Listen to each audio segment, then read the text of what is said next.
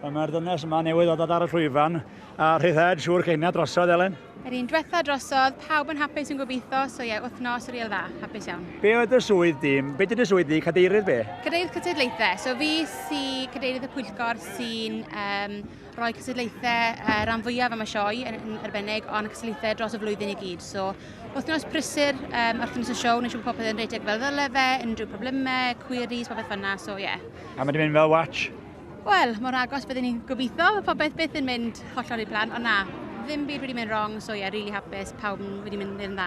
A nes ti job proffesiynol iawn ar arwen y byddai'r diwedd na chwarae teg i ti? O, fi'n gobeithio. Chydig o ddrama, chydig o densiwn a gadael pawb yn aros. Tipyn bach, eisiau fel bach o X-Factor drums yn y fer y diwedd yn dyfa, ac yn ennill, ond ie, so pawb yn hapus. Gwaith gwych, a ti'n falch o gael wythnos yma drosodd o'n siŵr?